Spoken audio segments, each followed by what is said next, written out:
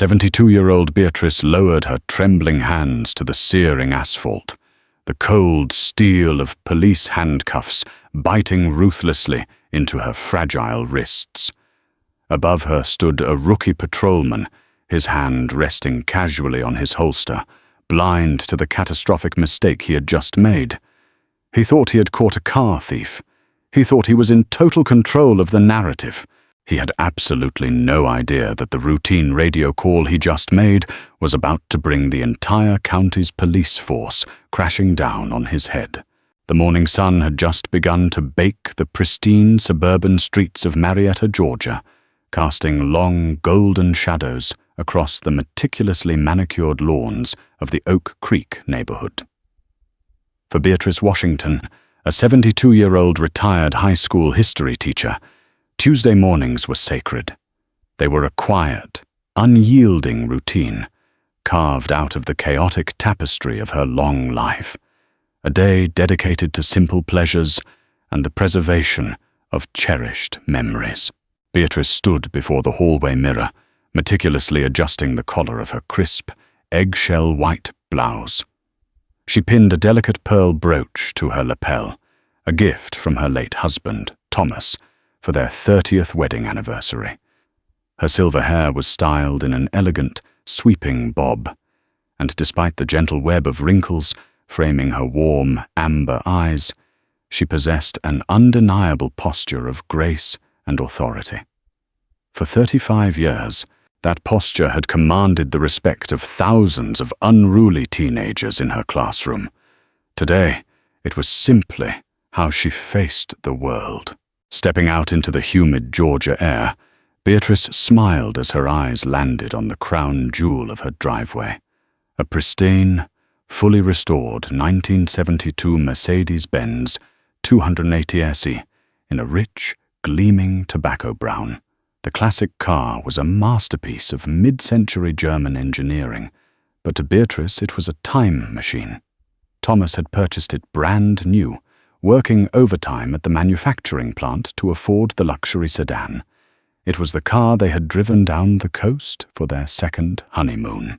The car they had used to bring their children, and later their foster children, home. Since Thomas's passing 5 years ago, keeping the chrome polished and the leather conditioned had become Beatrice's weekly devotion. She slid into the driver's seat, the heavy door closing with a satisfying, vault-like thud. The engine roared to life with a deep, throaty purr, smoothing out into a quiet hum. Beatrice adjusted her tortoise-shell sunglasses and backed out of the driveway, heading toward the upscale fresh market on Roswell Road to purchase the ingredients for her famous peach cobbler. A few miles away, Officer Todd Harrison was nursing a lukewarm cup of gas station coffee in his patrol cruiser, his fingers drumming impatiently against the steering wheel. At 26, Harrison was 3 months into his transfer to the Marietta precinct, from a sleepy, rural county where the most exciting call of the week was usually a noise complaint or a stray dog. He was ambitious, deeply insecure, and dangerously eager to prove himself to the veteran officers who often dismissed him as a greenhorn. Harrison had a habit of seeing threats where there were none, a byproduct of too many tactical training podcasts and a desperate desire to make a hero collar. His radio crackled with a bolo, "Be on the lookout," for a stolen vintage vehicle from a neighboring jurisdiction. The dispatcher's voice was tinny and hurried. "Be advised, looking for a 1970s model brown sedan, reported stolen out of Fulton County. Suspect is armed. Use caution." Harrison sat up straighter, his pulse quickening. A stolen vintage brown sedan. It was a vague description, no make, no model, no license plate provided in the initial burst, but to Harrison it was an invitation.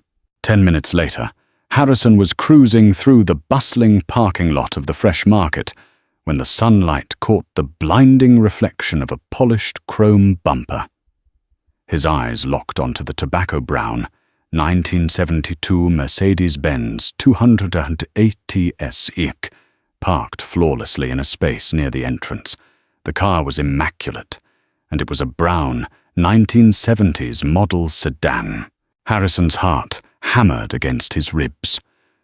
This is it, he thought, pulling his cruiser into the aisle and throwing it into park, effectively blocking the classic car from reversing. He didn't bother to run the plates.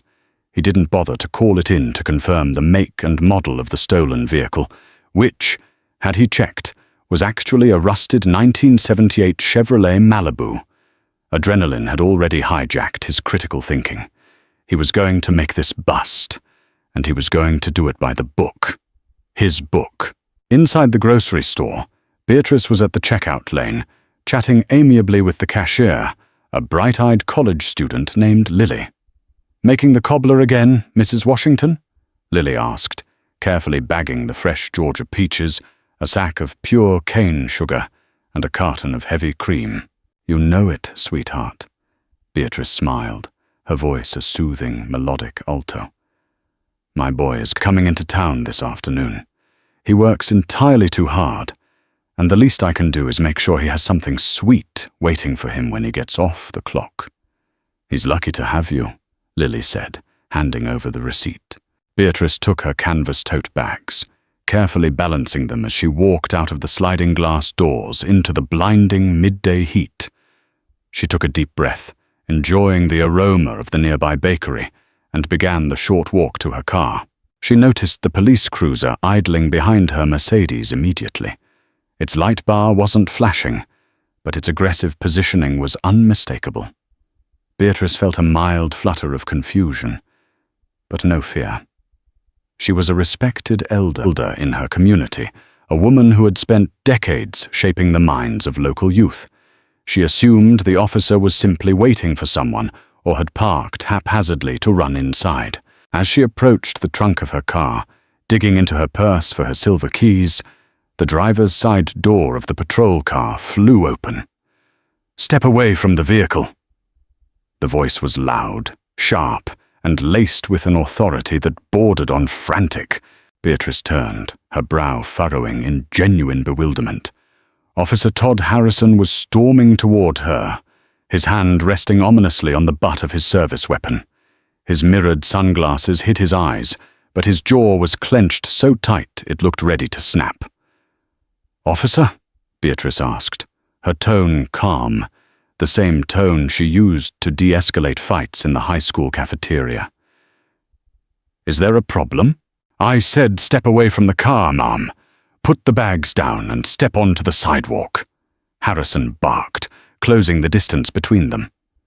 Beatrice blinked, looking from the young officer to her pristine Mercedes, and back again. "I'm sorry. There must be some sort of misunderstanding. This is my vehicle. I'm just trying to load my groceries." Harrison sneered, his chest puffing out beneath his tactical vest. He looked at the elderly black woman standing before him, pearls, pressed slacks, and silver hair, and his biased, adrenaline-fueled brain simply refused to compute the scene. In his mind, the bolo was absolute, a vintage brown car, a high-value theft. He didn't see a retired teacher. He saw a suspect trying to play him for a fool.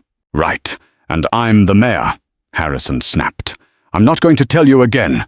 Drop the bags, turn around, and place your hands on the trunk of the car." Beatrice's polite confusion began to curdle into indignation. She had lived through the civil rights movement in the Deep South. She knew the sting of profiling, knew the ugly, jagged edge of authority wielded by frightened, arrogant young men. But she also knew her rights, and she knew she was doing nothing wrong. "Young man," Beatrice said, her voice dropping an octave, carrying the weight of absolute authority. "My name is Beatrice Washington. My registration is in the glove compartment, and my identification is right here in my purse. If you will allow me to show you—" "Do not reach into that bag!" Harrison yelled, his voice cracking slightly as he unclipped the holster of his taser, his mind flashing to the dispatcher's warning. "Suspect is armed." "I am reaching for my driver's license," Beatrice stated firmly, her hand hovering over the open zipper of her leather handbag. "I said keep your hands where I can see them," Harrison surged forward. The restraint he was supposed to have learned in the academy vanished in a flash of ego and fear. He didn't see a 72-year-old grandmother. He saw defiance. Without another word of warning, Harrison lunged. He grabbed Beatrice's left wrist with brutal force, twisting her arm behind her back. The canvas grocery bags slipped from Beatrice's grasp. They hit the asphalt with a sickening crack. The glass jar of vanilla extract shattered, sending a dark, fragrant puddle spreading across the hot pavement. Perfectly ripe peaches bruised and rolled under the tires of the Mercedes. "What are you doing? You're hurting me!" Beatrice cried out, a sharp jolt of pain shooting through her arthritic shoulder. The sheer physical shock of the assault stole her breath. "Stop resisting! Stop resisting!" Harrison shouted, a mantra used to justify the violence of the moment. He shoved her forward, slamming her chest and face against the burning hot metal of the Mercedes's trunk. The heat of the metal seared through Beatrice's thin blouse. The pearl brooch, the gift from Thomas, dug painfully into her collarbone, the pin snapping under the pressure of the officer's weight. The heavy metallic click-clack of the handcuffs locking into place echoed in the sudden, horrifying silence of the parking lot. Beatrice gasped for air, the wind knocked out of her by the forceful shove against the trunk. Her shoulder screamed in agony. The joint strained far past its natural limit by Harrison's aggressive hold. "I am not resisting," Beatrice breathed out, her voice shaking now. Not from fear, but from a profound, agonizing physical pain and a rising tide of righteous fury. "You are making a terrible mistake, officer." "Save it for the judge," Harrison sneered, patting her down roughly, his hands clumsily searching her pockets. He wrenched her away from the car, spinning her around to face him. Beatrice stood there, her hands pinned helplessly behind her back, her posture bent from the pain in her shoulder. Her beautiful white blouse was smudged with dirt from the exterior of the car, and a thin scrape on her cheek was beginning to redden where her face had met the hot trunk. By now, the commotion had drawn the attention of the bustling shopping center. Shoppers stopped with their carts in the crosswalks. Pedestrians froze on the sidewalks. Sarah Jenkins, the general manager of the fresh market, had just stepped out for her lunch break. She was a fiercely protective woman who had known Beatrice for a decade. Seeing the elderly woman in handcuffs, Sarah dropped her sandwich wrapper and sprinted across the asphalt. "Hey, what the hell do you think you're doing?" Sarah screamed, her voice piercing the ambient noise of the parking lot. "Take your hands off of her!" Harrison whipped his head around, his hand flying back to his taser. Back up right now, or you will be arrested for interfering with a police investigation." "Investigation?" Sarah scoffed, stopping a few feet away, her eyes wide with disbelief as she looked at Beatrice's pained expression. "That is Mrs. Washington. She's a retired school teacher. She buys groceries here every Tuesday. What is wrong with you?" "She's in possession of a stolen vehicle," Harrison declared loudly, puffing out his chest, trying to project absolute authority to the growing crowd. "Now step back." "Stolen?" Beatrice managed to say, her voice regaining a fraction of its usual steel. "That car has belonged to my family since 1972. My husband bought it at the dealership in Atlanta. The license plate reads BEA 72. If you would just open your eyes and run the plate, you foolish boy, you would see that." Harrison's face flushed a deep, ugly crimson. He hated being challenged, and he absolutely loathed being spoken down to, especially in front of an audience. The crowd was swelling now. At least a dozen people had formed a semicircle around the vehicles. Among them was Greg Miller, a 30-something local real estate agent. Recognizing the escalating danger of the situation, Greg silently pulled his smartphone from his pocket, swiped to the camera, and hit record. The little red dot began to blink, capturing the scene in high definition. "I run the investigation here, ma'am, not you," Harrison spat at Beatrice, deliberately ignoring her perfectly logical request to check the license plate. In his mind, backing down now, checking the plate and realizing he was wrong, would be a public humiliation. He had already gone hands-on. He had already used force. He had to be right. "Officer," Greg spoke up from the crowd, holding his phone steady. "You need to de-escalate. You've got a senior citizen in handcuffs over what is obviously a misunderstanding. Run the plate. Just run the plate, man." "I am issuing a lawful order for this crowd to disperse," Harrison yelled, his voice pitching higher in a mild panic. He realized he was surrounded. He realized people were filming. But rather than reassess his actions, he doubled down, retreating into the fortress of his badge. He grabbed Beatrice by the bicep, his fingers digging into her fragile skin, and forcefully dragged her toward his cruiser. "Please!" Beatrice winced, stumbling slightly in her sensible leather loafers. "My shoulder. I have arthritis. You are hurting me." "Then you should have thought about that before you stole a car," Harrison muttered, opening the rear door of his cruiser. "She didn't steal a car, you idiot!" Sarah Jenkins screamed, stepping forward again, tears of frustration springing to her eyes. "Her husband bought it for her. Half the town knows that car. Let her go." "One more warning." Harrison pointed a shaking finger at Sarah. "Or you're going in the back of a squad car, too." Harrison forced Beatrice into the back of the sweltering patrol cruiser. The heavy fiberglass seat offered no comfort, and with her hands cuffed behind her back, Beatrice was forced to sit at an awkward, agonizing angle, her knees pressed against the metal grate that separated the front and rear of the vehicle. The door slammed shut, sealing her in the stifling, airless space. The Georgia heat inside the unair-conditioned back seat immediately began to rise. Outside, the crowd was on the verge of a boiling point. Greg stepped closer, his camera trained on Harrison's badge number and nameplate. "You're making a massive mistake, Officer Harrison," Greg said clearly, making sure the audio picked up his exact words. "You have detained a prominent community member without verifying her identity or the vehicle's registration. We are all witnessing this." Harrison felt a bead of sweat roll down his spine. The situation was slipping out of his control. He needed backup. He needed the cavalry to come and validate his authority, to push this crowd back so he could process his arrest in peace. He stormed around to the driver's side of his cruiser, yanked the door open, and grabbed his radio mic. "Dispatch, this is Unit 4, Bravo." Harrison breathed heavily into the microphone, trying to sound tactical and in command. "I have a 1015. Suspect is detained in the rear of my vehicle. I need at least 2 additional units for crowd control at the Fresh Market on Roswell Road. The public is becoming hostile and interfering with my scene."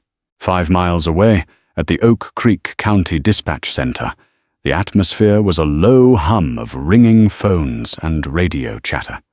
Brenda Collins, a veteran dispatcher with 20 years on the headset, caught Unit 4 Bravo's call.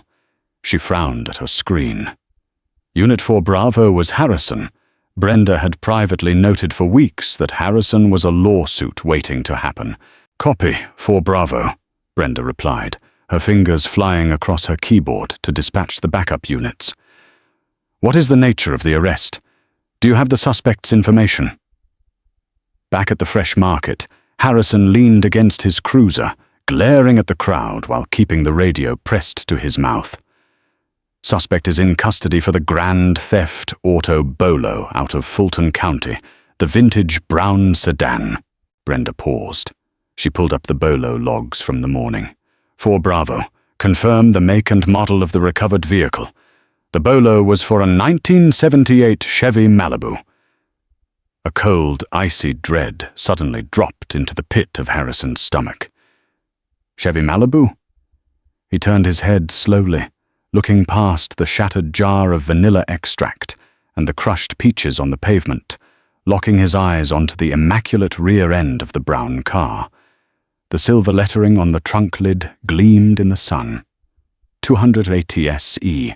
Right above it, the three-pointed star of Mercedes-Benz. Harrison swallowed hard.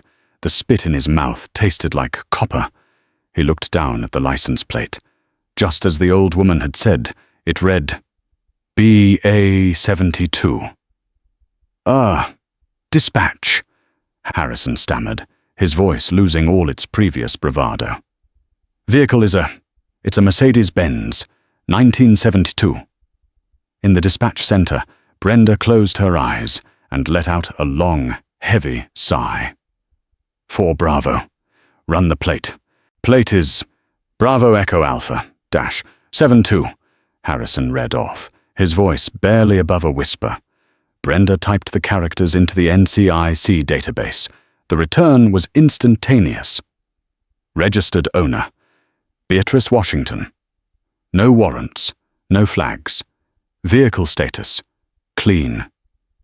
Brenda's blood went cold. She didn't just know the name Beatrice Washington. Everyone in the Marietta precinct knew that name. More importantly, everyone knew who Beatrice Washington's son was. 4 Bravo, Brenda said, her voice dropping into a deadly serious, flat tone that made the hairs on the back of the neck stand up. Confirm you have the registered owner, Beatrice Washington, in custody. I have an elderly black female in cuffs, yes, Harrison replied, sweat now pouring freely down his face. Brenda didn't respond to him. She muted her microphone and ripped her headset off. She stood up so fast her rolling chair slammed into the desk behind her. Brenda, what's going on? Asked the shift supervisor. Harrison just hooked up the chief's mother, Brenda said, her face pale. The supervisor's jaw dropped. Are you kidding me? He has her cuffed in the back of his cruiser at the Fresh Market. He thought her Mercedes was the stolen Malibu from Fulton. Without another word, Brenda sprinted out of the dispatch room, speed-walking down the linoleum hallway toward the executive offices. She burst through the heavy glass doors of the chief's suite, startling his administrative assistant. I need to see him right now, Brenda said, already pushing past the desk. Inside his office, Chief Arthur Mitchell was leaning over a massive city map, a cold cup of black coffee in his hand. At 44, Arthur was an imposing figure. He stood 6'3", with broad shoulders built from years of high school football and police academy training. He wore the 4 gold stars of the Chief of Police on his immaculate uniform collar, a testament to a brutal 20-year climb through the ranks. But Arthur Mitchell's life hadn't started in a tailored uniform. 30 years ago, he was a 14-year-old kid bouncing around the merciless foster care system, angry, abandoned, and 1 strike away from juvenile detention. Then he was placed in the home of Thomas and Beatrice Washington. Beatrice hadn't just given him a bed. She had given him a life. She had sat up with him through nightmares, tutored him through math tests, and taught him that his life had unshakable value. When he decided to keep his birth surname, Mitchell, out of respect for his late biological mother, Beatrice had simply kissed his forehead and said, "A name is just a word, Arthur. You are my son in every way that matters." Arthur looked up as Brenda burst into his office, her face flushed red. "Brenda, everything all right?" Arthur asked, setting his coffee down, instantly alert. "Chief," Brenda panted, gripping the doorframe. "It's Beatrice. It's your mother." Arthur's blood pressure spiked. He moved around the desk in a flash. "Did she have a heart attack? Was there a crash? Where is she?" "She's at the Fresh Market on Roswell." Brenda swallowed hard. "Chief, she's not hurt." "Well, I don't know if she's hurt, but she's in handcuffs." Arthur stopped dead in his tracks. The silence in the office was deafening. "What did you just say?" "Officer Harrison," Brenda explained rapidly, the words tumbling out. "He confused her car with a bolo for a stolen Chevy out of Fulton. He went hands-on. He has her cuffed in the back of his cruiser right now. He called for crowd control because the bystanders are getting hostile. The transformation in Arthur Mitchell was terrifying to behold.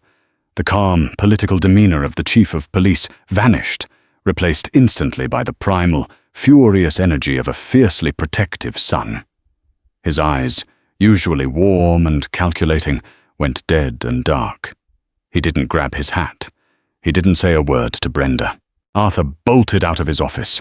He moved down the hallway with such speed and intensity that officers instinctively flattened themselves against the walls to get out of his way. He slammed through the precinct's back exit, stepping into the glaring sunlight of the private motor pool. He bypassed his unmarked SUV and walked straight toward a fully marked, black and white Interceptor. He threw the door open, keyed the ignition, and slammed his hand onto the emergency light console. The light bar erupted in a blinding strobe of red and blue. Before the heavy bay gates had fully opened, Arthur floored the accelerator. The Interceptor's tires shrieked against the concrete, leaving thick black streaks as the massive vehicle fishtailed out onto the main avenue.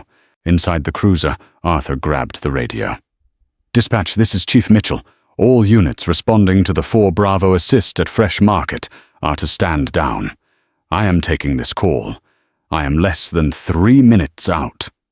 "Copy, Chief." Brenda's voice came back, tight and nervous. Arthur gripped the steering wheel so hard his knuckles turned white.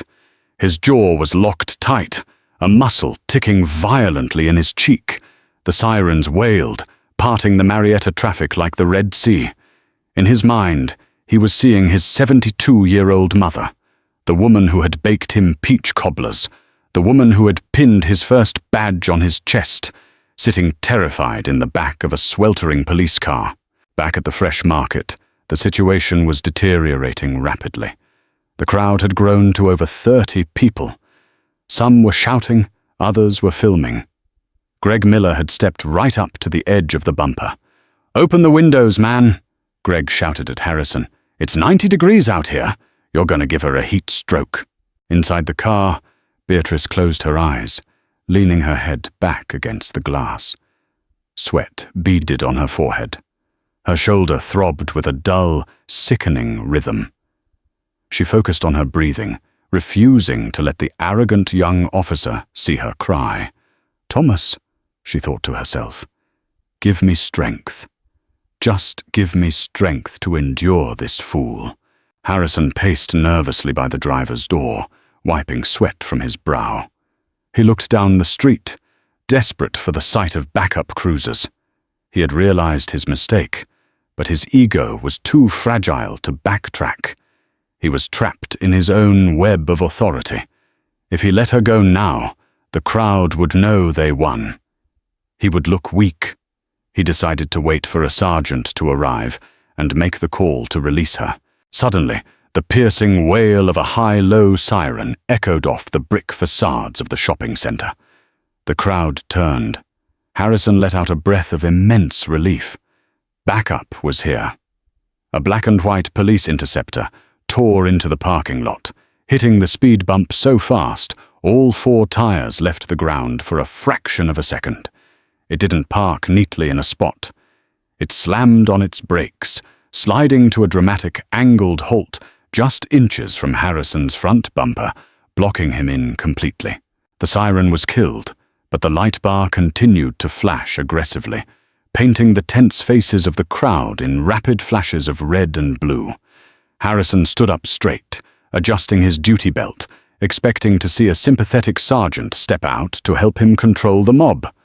Instead, the driver's side door of the Interceptor flew open, and out stepped a massive figure wearing a crisp white shirt with 4 gold stars gleaming on the collar.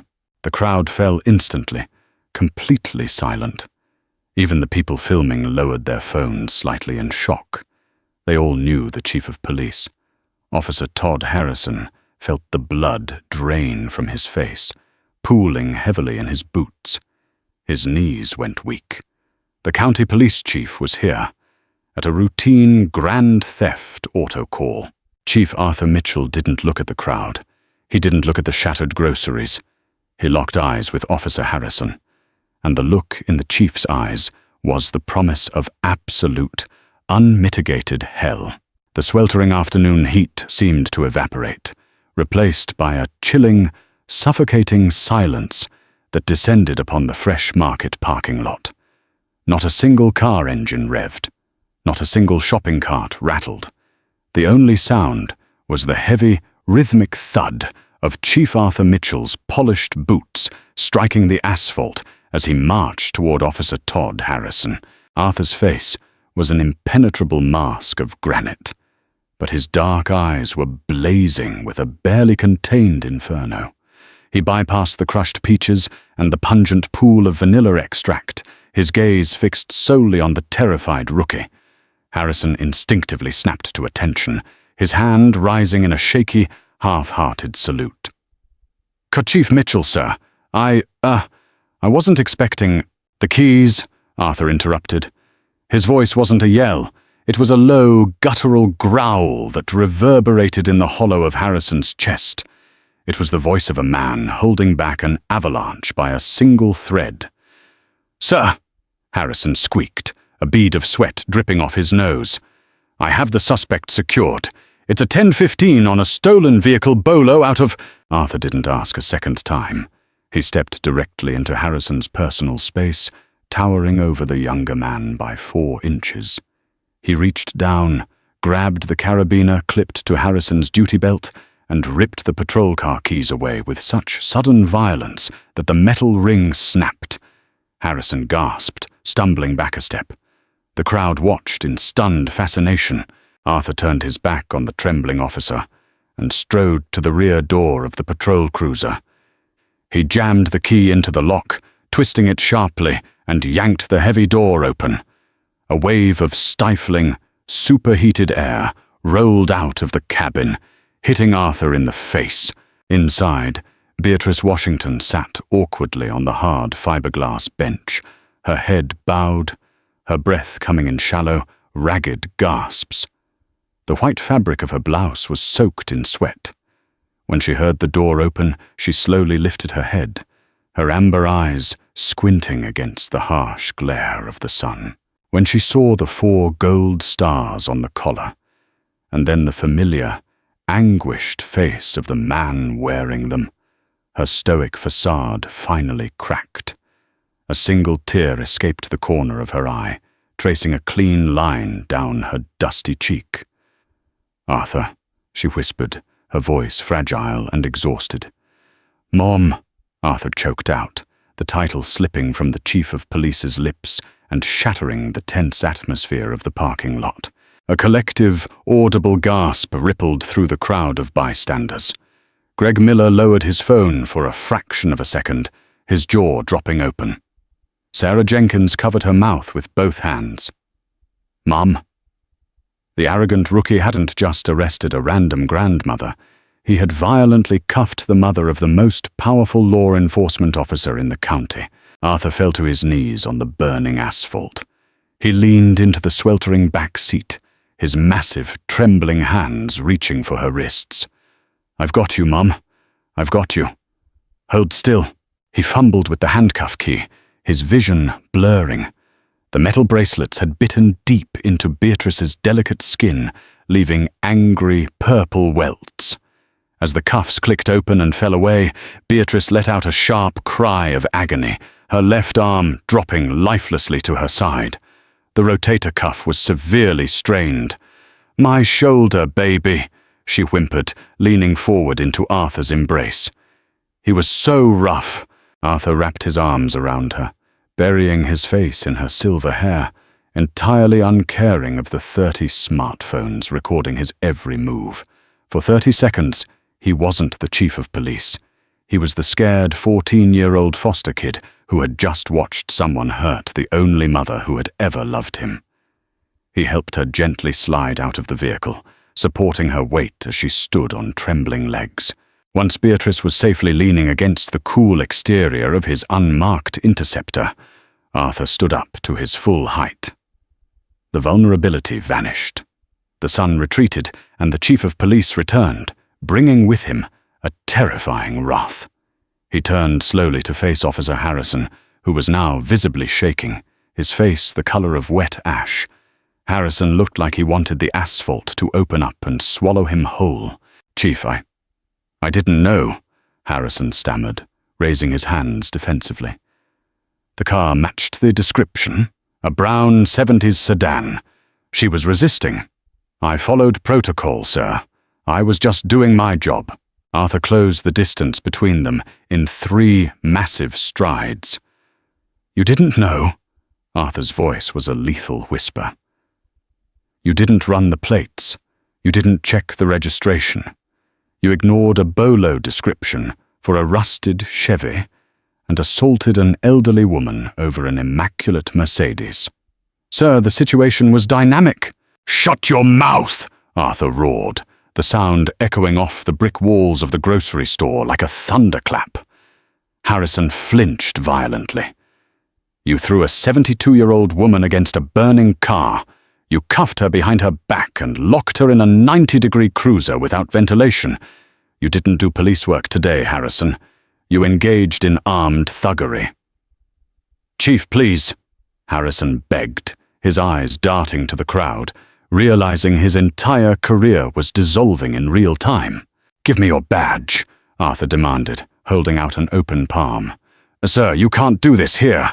The Union—" "I said give me your badge, your weapon, and your radio, right now. You are stripped of your police powers, effective immediately. You are suspended without pay. You will not drive that cruiser back to the precinct. You will walk, or you will call a cab. But if you ever lay a hand on another citizen in my city, I will personally see you thrown into a federal penitentiary. Do you understand me?" Harrison's fingers trembled as he unpinned the silver shield from his chest and unbuckled his heavy-duty belt, handing them over to his commanding officer in front of the cheering crowd. It was the ultimate, devastating public humiliation. Arthur took the gear, turned his back on the disgraced rookie, and walked back to his mother. He carefully helped Beatrice into the passenger seat of his air-conditioned Interceptor, clicked her seatbelt into place, and drove her straight to the Marietta General Hospital, leaving Officer Todd Harrison standing alone, stripped of his authority, in the middle of the grocery store parking lot. The emergency room at Marietta General was a sanctuary of cool air and quiet efficiency. Paramedics Chloe and Jackson, who knew Arthur well, rushed Beatrice into a private trauma bay. X-rays confirmed Arthur's worst fears, a severe dislocation and a micro tear in the rotator cuff, an injury that would require months of agonizing physical therapy for a woman of Beatrice's age. As the doctor fitted her arm into a rigid blue sling, Arthur stood in the corner of the room, his fists clenched so tight his fingernails drew blood from his own palms. "Stop pacing, Arthur, you're making me dizzy," Beatrice scolded gently, taking a sip of ice water. Even battered and bruised, her voice retained the calm, authoritative cadence of a seasoned educator. "I'm going to destroy him, Mom," Arthur said, his voice thick with guilt. "I put that uniform on his back. I signed his transfer papers. My department did this to you." "Your department did not do this. A frightened, arrogant boy did this," Beatrice corrected him, resting her good hand on the hospital bed rails. "Do not let anger cloud your judgment, Arthur. You are the chief. Act like one. The truth will do the punishing for you." Beatrice's words were prophetic because, while she was resting in the hospital, the digital world was erupting. Greg Miller hadn't just recorded the video. He had uploaded the entire unedited 12-minute saga to YouTube, TikTok, and X, formerly Twitter, before he even left the Fresh Market parking lot. He titled it, "Rookie Cop Assaults Grandma Over Her Own Car. Then the Police Chief Arrives. Must Watch." The algorithm caught it like a dry forest catching a spark. Within 2 hours, the video crossed 1 million views. By nightfall, it was at 10 million.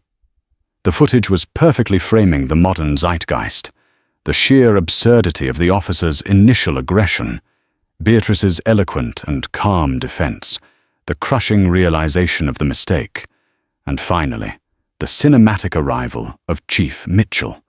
The moment Arthur uttered the word "Mom" became the most clipped, shared, and reacted to piece of media on the internet. National news networks descended upon Marietta.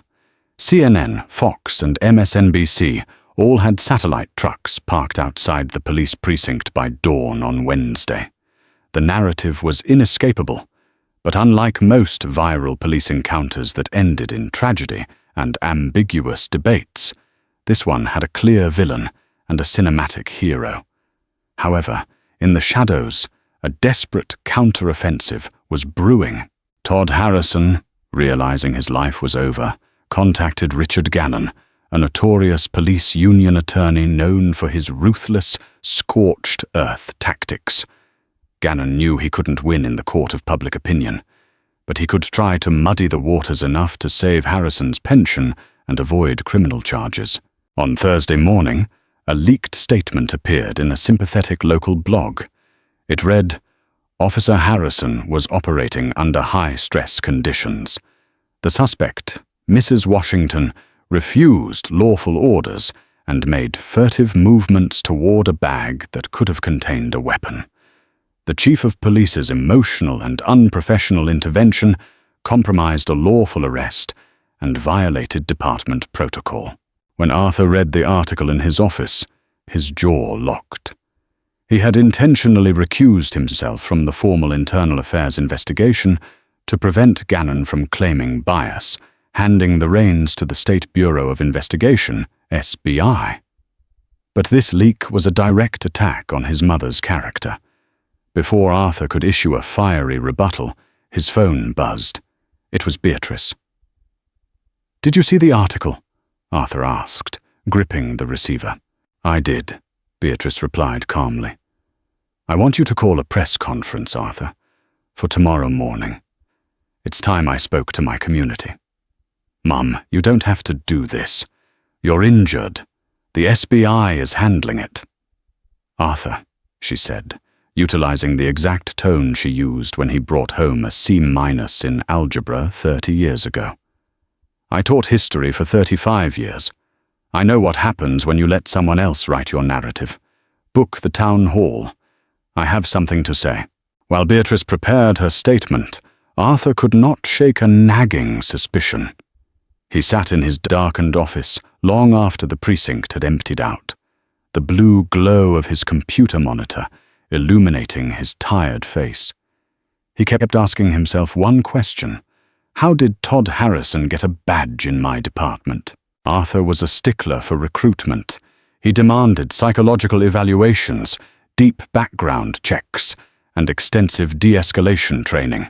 Harrison had transferred laterally from Oconee County, a rural jurisdiction 3 hours south, just a few months prior. Arthur pulled up Harrison's digital personnel file. The transfer paperwork had been expedited and signed by William Cobb, the former deputy chief, who Arthur had forced into early retirement last year due to philosophical differences. Cobb was an old-school, good old boy cop who believed fear was a better tool than community outreach. Arthur dug deeper, bypassing the standard HR files and logging into the statewide internal affairs database using his executive clearance. He searched for Todd Harrison's name in Oconee County. The screen populated, and Arthur's blood ran cold. There were 3 separate complaints filed against Harrison in the last 2 years. One for excessive force during a traffic stop involving a Hispanic teenager. One for drawing his weapon on an unarmed man experiencing a mental health crisis. And one for falsifying a police report to cover up an unlawful search. All 3 complaints had been flagged unsubstantiated and quietly buried. Arthur cross-referenced the names. The sheriff of Oconee County was a man named Dale Harrison, Todd's uncle. Furthermore, William Cobb and Dale Harrison had attended the FBI National Academy together in the late 90s. It was a classic, sickening case of the buddy system. A dangerous, unstable rookie was protected by his family, and when the complaints started piling up, The uncle called in a favor to Cobb to transfer the problem out of his county and into Arthur's lap. The system hadn't just failed Beatrice, it had actively conspired to put a predator in her path. The next morning, the Marietta Town Hall was packed to absolute capacity. Over 400 citizens crammed into the pews, while dozens of reporters set up a wall of cameras in the back. The air hummed with electricity and outrage. Arthur stood at the podium, looking out over the sea of faces. He didn't wear his dress uniform. He wore a simple suit, standing not just as a chief, but as a son and a citizen. "Ladies and gentlemen," Arthur began, his voice echoing through the grand hall. 3 days ago, a catastrophic failure of training, empathy, and common sense occurred in our city. Many of you watched it online. Many of you are angry. You should be. He paused, letting the silence settle. But the failure goes deeper than one officer making a terrible choice. Last night, I discovered that Officer Todd Harrison's transfer to this department was orchestrated to hide a history of excessive force in another jurisdiction. A wave of shocked murmurs rolled through the crowd. Richard Gannon, sitting in the front row, suddenly looked very pale. The men who facilitated this cover-up, former Deputy Chief William Cobb and Oconee County Sheriff Dale Harrison, will be formally investigated by the State Attorney General, effective this morning, Arthur announced, dropping a bombshell that sent reporters scrambling for their phones. We cannot police our communities if we cannot police ourselves. But I am not here today to speak about the perpetrators. I am here to yield the floor to the victim, my mother. The crowd erupted into a standing ovation as Beatrice Washington walked slowly onto the stage. She wore a beautiful emerald green dress, the blue medical sling stark against the vibrant fabric. She moved with a dignified, unhurried grace, stepping up to the microphone. She looked out at the flashing cameras and the angry faces, and she didn't project rage. She projected profound, unshakable authority. "When I was a young woman," Beatrice began, her voice steady and clear, commanding the room, just as she had commanded her classrooms. "I marched from Selma to Montgomery. I was spat on, I was threatened, and I was told that my life had less value because of the color of my skin. I fought so that my children and my students would not have to face the indignities of a prejudiced system." The room was so quiet you could hear a pin drop. "When that young man put his hands on me," she continued, "I was not afraid for myself. I have lived a long, full life. I was terrified for the young men and women who do not have a police chief for a son. I was terrified for the teenager who might have panicked. I was terrified for the deaf citizen who might not have heard his commands. A badge is a sacred trust. It is a shield for the vulnerable, not a weapon for the insecure." She looked directly down at Richard Gannon. "I am not interested in vengeance," Beatrice stated firmly. "Vengeance does not build communities. I am interested in reform. Firing one frightened boy will not fix the soil that grew him. Therefore, I am formally demanding that this city implement a mandatory, independent oversight committee for all lateral police transfers. And I am demanding that all officers in this county undergo rigorous, quarterly training on elder interactions and de-escalation, governed by civilian review." She took a breath, offering a small, sad smile. "My husband bought me that beautiful brown car in 1972. He worked his fingers to the bone for it. That car represents the American dream we built together. No one, absolutely no one, has the right to strip a citizen of their dignity on a Tuesday morning while they are simply trying to buy peaches for their family." The fallout from Beatrice Washington's speech was seismic. It shifted the narrative from a fleeting viral outrage into a massive, organized movement for concrete legislative change. The State Bureau of Investigation moved with unprecedented speed. Within 48 hours of the town hall, Todd Harrison was officially terminated from the Marietta Police Department. But Arthur Mitchell didn't stop there. He pushed the peace officer standards and training post-council for a full revocation of Harrison's law enforcement certification. Faced with undeniable video evidence and a national spotlight, Post stripped Harrison of his credentials. He would never legally be allowed to carry a badge or a gun in the United States again. The corruption probe Arthur initiated ripped through the old boy network. Former Deputy Chief William Cobb was indicted for official misconduct and fraud, his pension frozen. The Oconee County Sheriff faced a massive recall election funded by outraged citizens, effectively ending his political dynasty. Richard Gannon, the union lawyer, quietly dropped Harrison as a client, realizing the case was toxic to his firm's reputation. Harrison faded into obscurity, moving out of state in disgrace, a cautionary tale of unchecked ego and implicit bias.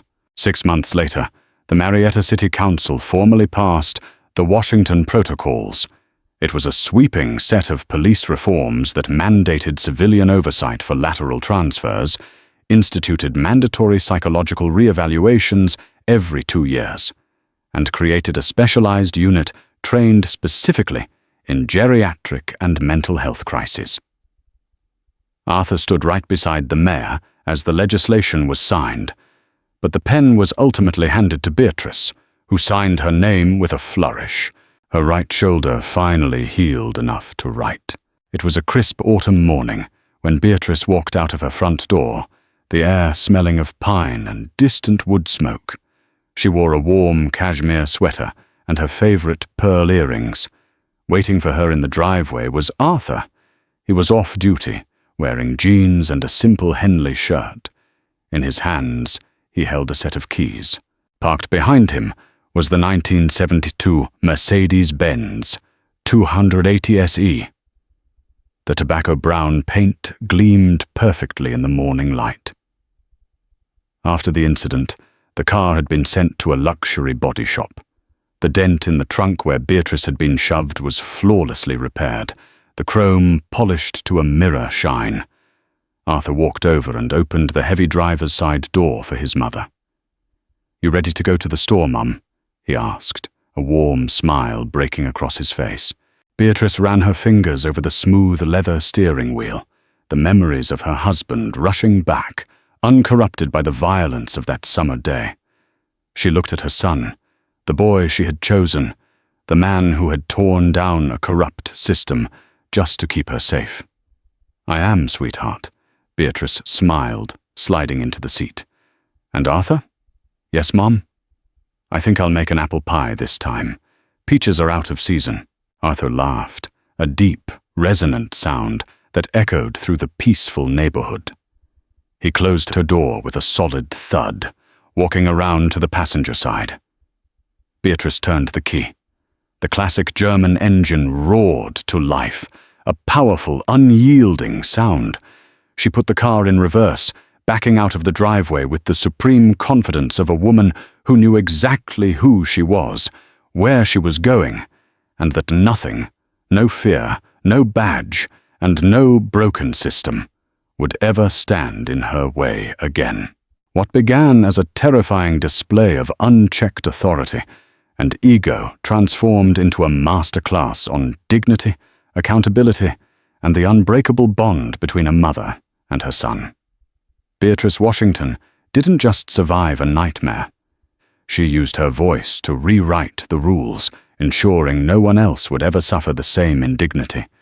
Her grace dismantled a corrupt system from the inside out. If this incredible true story of justice, family, and reform inspired you, please hit that like button, share this video to keep Beatrice's powerful message alive, and subscribe to our channel for more unforgettable, real-life dramas.